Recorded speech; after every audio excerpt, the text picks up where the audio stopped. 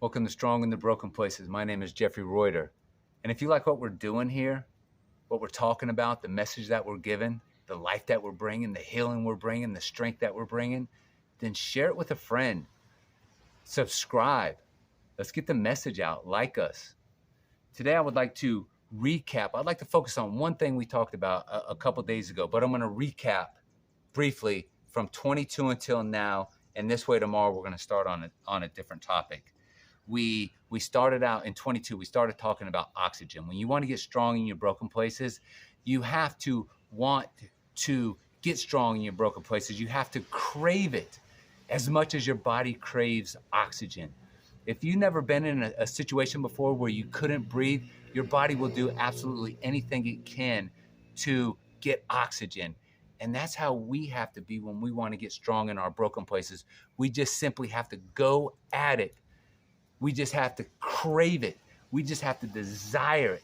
We just have to want it with everything we have so much. It's just like our body craves oxygen. The second thing is this here. If you want to get strong in your broken places, we got to take complete responsibility for ourselves. We have to own the outcomes in our lives. That means no more blame games. That means no more putting ourselves as the victims, because we're not the victims. We have a tendency of making excuses. I was very big on this. No one made more excuses than me. So I get it. I understand the blame game. But I also know this. I didn't get to where I'm at now by the blame game, by continuing in that mess, in that stuff. So I just simply stopped. And the key was I started owning the outcomes in my life. If I'm involved with it, I'm responsible for it because I'm involved. It's me. It's my life. I own it. So it's just that simple. If you're involved with it, own the outcome of it. The next thing is this here, is that comparisons. No more comparisons. We're not comparing ourselves to other people anymore. It's super destructive. The only person I should be comparing myself to is me. Am I better today than I was yesterday?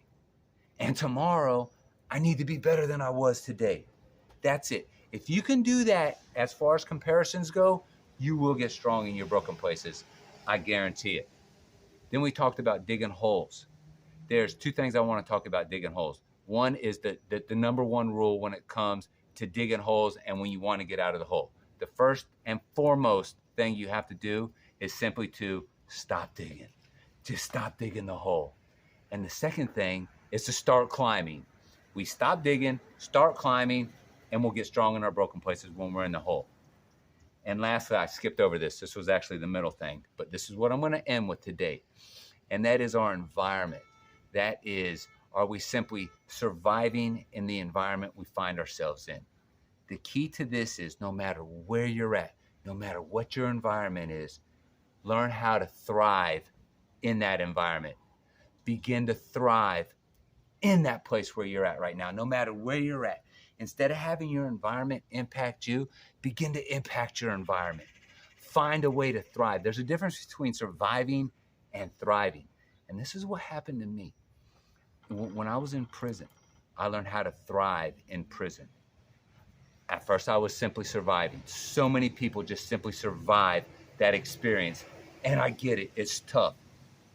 But if you can survive, if you can surpass surviving, if you can begin to thrive no matter where you're at, this is eventually what's going to happen.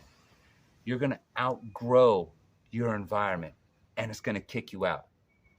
See, prison has a way of consuming people.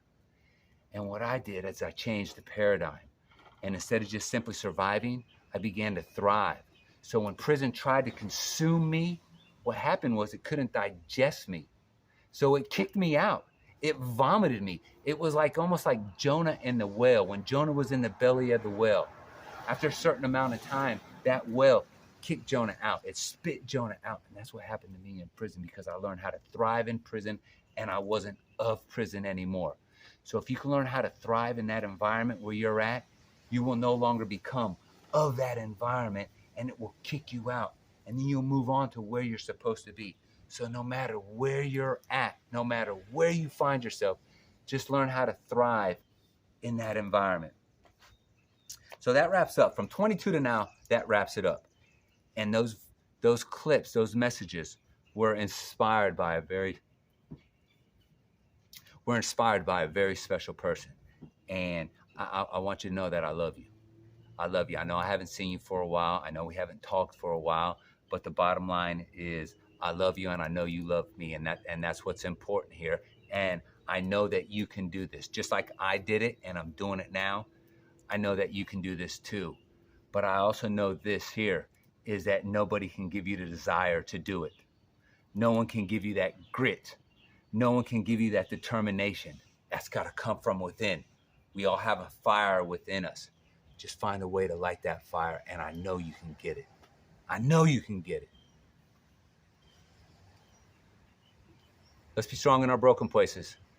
Tomorrow we're going to start something new, and then after that I got some plans too. I got a couple themes that I want to start expounding on. So for right now, let's just find something to be appreciative for and be intentional.